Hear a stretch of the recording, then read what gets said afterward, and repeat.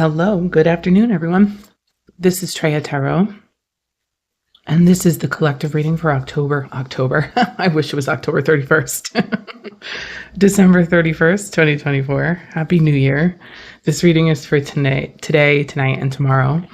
I'm using the Ethereal Visions deck because it's how I started here, so it feels appropriate at the end of the year.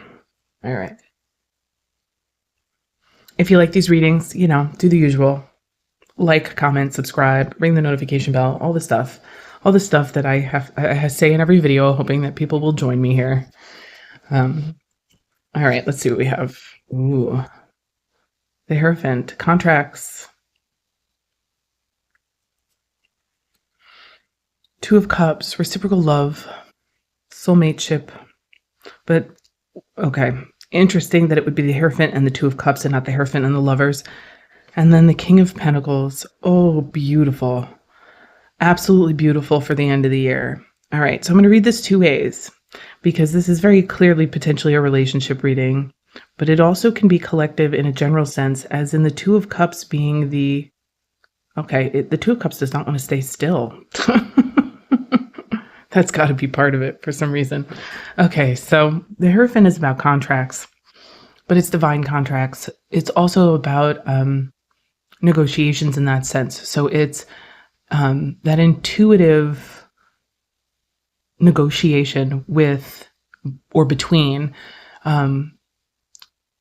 divine guidance and manifestation in the real world.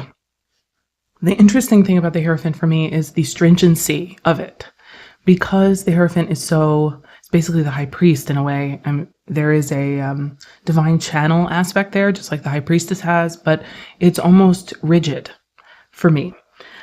This card, on the other hand, if you can see the feminine and the masculine here. And then the space, the star, the shooting star, all of that stuff. That has a personal connotation to me because of someone in my family, but two people, actually, if I think about it. That brings up two people for me that are particularly reflective of this process too, which is very interesting. Anyway, the Hierophant is symbolizing here this sort of union integration energy, and it being sort of by plan or by divine guidance that this union energy is present. Okay, so the reason I'm offering the word union instead of marriage is because there's an integration here because of the Two of Cups and the King of Pentacles. The integration point is actually the reciprocal nature of this story. So if this is a relationship situation, which for many it may be, this literally talks about the reciprocal nature being made real because of that king. So Earth, the earthly influence, the physical reality, and the divine plan integrate. Divine plan sounds a little too religious, so I'm going to say divine or bigger universal agreement, because this isn't so much being done to us as it was something that we actively chose to participate in. So you have the ethereal or the universal and the earthly integrating with reciprocity. I cannot actually, contain how perfect this feels for an end of year reading or something moving into the beginning of the new year. On a relationship or a relational standpoint, from a relational standpoint, there are the words, this could present as soulmates forming partnership, but integrated, so even keeled. There is no out of balance energy in that Two of Cups. That's the thing I love about it. It's mutually supportive. All right, Four of Swords, rest. The Star. Again, with that shooting star energy right there. Star's hope. And the High Priestess, oh, so gorgeous. the resting in the intuition, in that divine knowledge. So you have the high priest or the Hierophant and the high priestess here.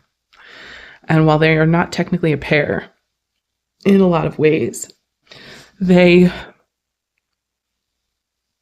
mirror something in each other. Something more, I don't know what the appropriate word is here for that. Something altogether holy, in that it's wordless, nameless, expansive, vast.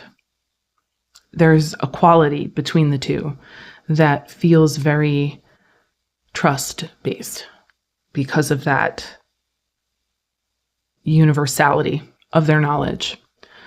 The interesting thing about the Hierophant is the way that is the active masculine principle of this. So it's more movable, meaning it takes a more active presence in our lives than the High Priestess energy does. The High Priestess energy is more intuitive within knowledge, whereas the Hierophant is how that knowledge gets channeled downward into reality, kind of like the magician, except the magician is the skill, whereas the Hierophant doesn't need the skill. It's inherent somewhere in there. It's that I am the bind. I'm what binds, for lack of a better word, the heavens to the earth. So there is something kind of otherworldly here. No pun intended either with the star. It's like it's an otherworldly union of soul purpose, divine purpose, and earthly manifestation that brings rest, hope, and trust and intuition, which is odd, I would say, considering everything we've experienced over the past year. Unusual, different. That's a different experience. Oh, interesting. Okay, so the Eight of Cups is essentially about leaving, okay? But it's about leaving something that once felt like purpose, or once felt like the reason you were here. And that leaving, or rather, if you look at the storyline, that intuition allows you to leave behind something from the past and move towards the choice of partnership, or this choice point. Okay, so the lover's choice is essentially that moment where you get to decide how you're going to move forward, what you're going to join with, essentially. And the Emperor tells me that there's a wisdom here and a almost stubborn wisdom. I love the Emperor energy because the Emperor is mature. The Emperor knows the world, knows themselves, even though they come up stubborn. There's a commitment and a decidedness there that's also really lovely. In a reading like this, there's a steadfastness. That's the word I'm looking for. There's a steadfastness to this energy that is clear and has clarity of vision that feels like a ringing bell to me as I look at the cards. We are joining in something. We are joining two sides of something together. And those two sides help us leave behind what used to feel like safety, or used to feel like love, or used to feel like contentment or fulfillment, and move into something that actually is fulfilling, that is actually in alignment with our value systems or our soul purpose, or whatever words you want to use. Like, I can throw a million woo words at you guys, but this is a very clear movement from indecision to decision, from one idea of what is fulfilling to a new idea of fulfillment that is altogether more pleasant and purposeful and feels more hopeful, provides more rest and relaxation. It's a very decided energy. And to end up with the Emperor out of the first 9 cards, that energy is all about stability. So the Hanged Man, which is pleasant waiting, the 9 of Cups, wish fulfillment, and the 6 of Swords, movement away from difficulty. I know it's hard to see sometimes because of the craziness of the experience many of us are having, especially in parts of the world where we're not really sure what's really happening, for lack of a better way of saying that. The seeming or perception of instability on the outside of us may sometimes lead us to think that that things are actually falling apart when they're not. What if everything's coming together? What if the perceived instability is actually not happening within you?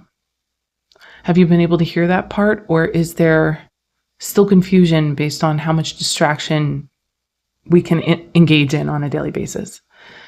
Instead of trying to figure out which, social media video or reel is true, maybe we can listen a little closer to what our insides are telling us about what we need and build from there. There's like I said, clarity of vision to this reading, to this spread of cards, to this story.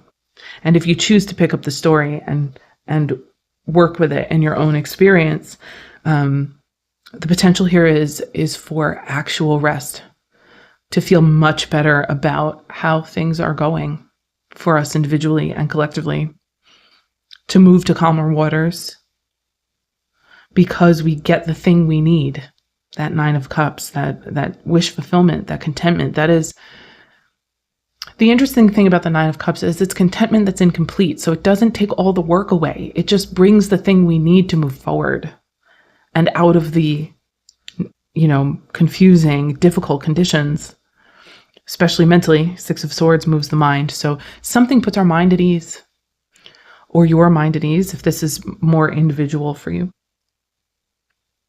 But in terms of this being what came out for the new year, I would say this is pretty good. This is a potential for, or this is the story that represents a potential for the reality of happiness and what that actually means and how we can create it and what we need to bring up from the inside to do so, and to do it in union with everyone around us or with the people that we care about the most. This is the moment of truth of, okay, I can do this. I can be okay. This can be okay. So I love this for us. Happy New Year. And I will see you hopefully Thursday or Friday, probably both if I can do it. And I'm sending all my love out to everybody. All right. I'll see you on the other side of the new year. Bye.